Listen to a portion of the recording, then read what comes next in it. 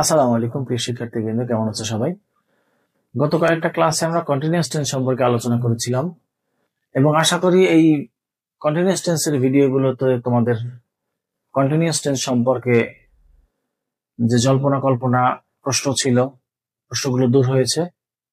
Vividly আলোচনা করার চেষ্টা করেছি আমি কন্টিনিউয়াস টেন্স সম্পর্কে। এখন আমরা যে আলোচনাটা করব সেটা হচ্ছে কন্টিনিউয়াস টেন্স ছাড়া ভার্বের আইএনজি যোগ কোন কোন ক্ষেত্রে হতে পারে।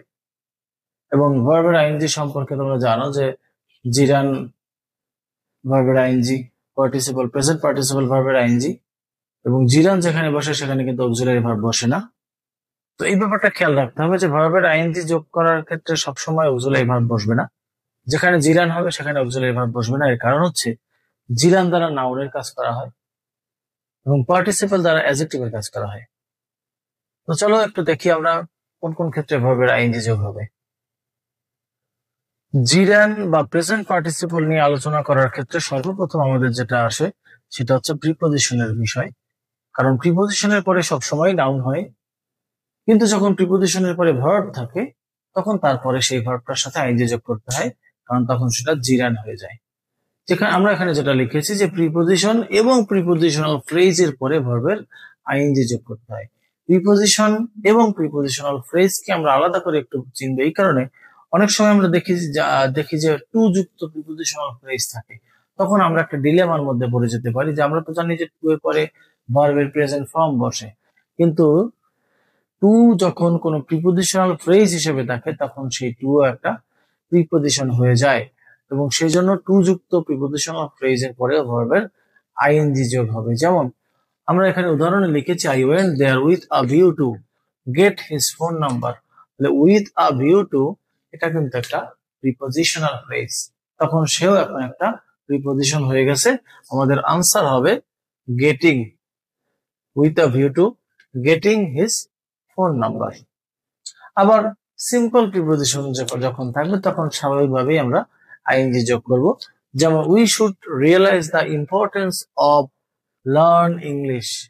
তাহলে আনসার হবে আমাদের learning English.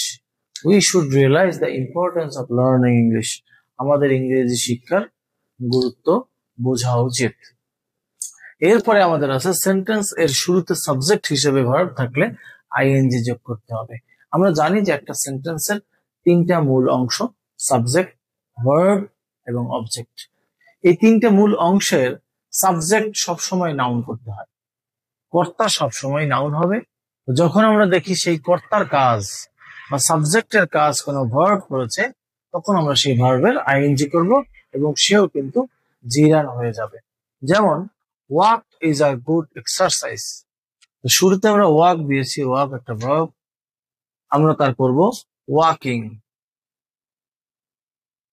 Walking is a good exercise, হাঁটা একটা ভালো চর্চা, ভালো ব্যায়াম। এরপরে যে বিষয়টা আমাদের আছে, একই সেন্টেন্সে যদি দুটো ভার্ব থাকে অথবা পাশাপাশি যদি দুটো ভার্ব থাকে শেষের ভার্বের সাথে আইএনজি যোগ করতে হয়।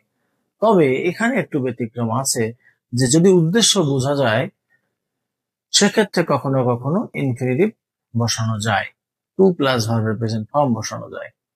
যেমন I saw the boy play cricket. তাহলে এখানে আই সটা ফাইনাইট ভার্ব, প্লেটা নন ফাইনাইট ভার্ব, কিন্তু প্লে দ্বারা কিন্তু আসলে তার উদ্দেশ্য প্রকাশ পায়নি। প্লে দ্বারা এখানে বোঝাইছে ছেলেটার অবস্থাটা। আই স দ্য বয়, আমি ছেলেটিকে দেখেছি প্লেইং ক্রিকেট, খেলারত অবস্থায়। এখানে প্লে কিন্তু একটা পার্টিসিপল, প্রেজেন্ট পার্টিসিপল, সে এখানে নন ফাইনাইট ভার্ব হিসেবে বসছে। আনসার হবে আমাদের playing. I saw the boy playing cricket, আমি ছেলেটিকে দেখেছি ক্রিকেট খেলারত অবস্থায়। ছেলেটিকে আমি যখন দেখেছি তখন সে খেলার কাজটা চালিয়ে যাচ্ছিল, সে একটা চলমান পরিস্থিতিতে ছিল। তাহলে এখানে শেষের ভার্বটা আছে প্লে, প্রথম ভার্ব স, শেষের ভার্বের সাথে আমরা আইএনজি যোগ করেছি। এছাড়া আমাদের আছে he doesn't mind take tea. He doesn't mind take tea, তাহলে মাইন্ড একটা ভার্ব, পরের ভার্বটা আমাদের হবে টেকিং। শেষের ভার্বটা হয়ে গেছে আমাদের টেকিং, এটাও কিন্তু প্রেজেন্ট পার্টিসিপল হয়েছে, যে সে চা পান করতে বা চা খেতে তার কোনো আপত্তি নেই। এখানে আমরা শেষের ভার্বের সাথে আইএনজি যোগ করেছি। এখন কিছু কিছু ভার্ব আবার আছে যে ভার্বগুলো সাধারণত একা কাজ গঠন করে না, বেশিরভাগ ক্ষেত্রেই সেই ভার্বগুলোর পরে আর একটা ভার্ব ব্যবহার করতে হয়, যে ভার্বগুলোর সাথে সবসময় আইএনজি যোগ হয়। তো চলো আমরা সেই ভার্বগুলো একটু দেখে নেই। যদি শূন্যস্থানের আগে কিংবা সেন্টেন্সে আমরা দেখি excuse, avoid, forbid, advice, consider, forgive, stop, pardon, suggest, start, prefer, finish, enjoy, এই ভার্বগুলো যদি আমরা দেখি আর থাকে, এর পরবর্তী ভার্বটাকে জিরান করতে হয়। এখন এর পরবর্তী ভার্বটা জিরান হওয়ার কারণ কি? কারণ এই সব ভার্বগুলো দ্বারা সাধারণত উপদেশ কিংবা নির্দেশ করা কিংবা প্রস্তাব করা, হ্যাঁ, এই বিষয়গুলো বোঝায়, কিছুটা ইম্পারেটিভের ইঙ্গিত করে, যে কারণে এর পরে আর একটা ভার্ব চলে আসে, তখন সেই ভার্বটার সাথে আইএনজি যোগ করে আমরা সেটাকে জিরান করি।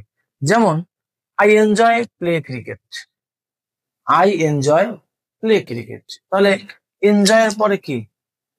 প্লেইং। কেন প্লেইং বসছে? কারণ এনজয় এর পরে খেলা একটা ভার্ব, এনজয় একটা ভার্ব, শেষের ভার্বের সাথে আমরা আইএনজি যোগ করছি। এখন আই এনজয় ক্রিকেটও কিন্তু হতে পারতো। যখন একটা ভার্ব চলে আসছে তখন নির্দেশ করে বোঝা গেছে আমি কি পছন্দ করি, সে পছন্দ কাজটাকে নির্দেশ করা হয়েছে। আবার হি সাজেস্টস মি ওয়াক, এখানে একটা এস হবে। He suggests me walk in the morning, he suggests me walk in the morning, তাহলে অ্যান্সার হবে ওয়াকিং। তাহলে সাজেস্টস দ্বারা এখানে সাজেস্টস বোঝানো হয়েছে, পরামর্শ বোঝানো হয়েছে, যে সে আমাকে পরামর্শ দেয় সকালে হাঁটার জন্য।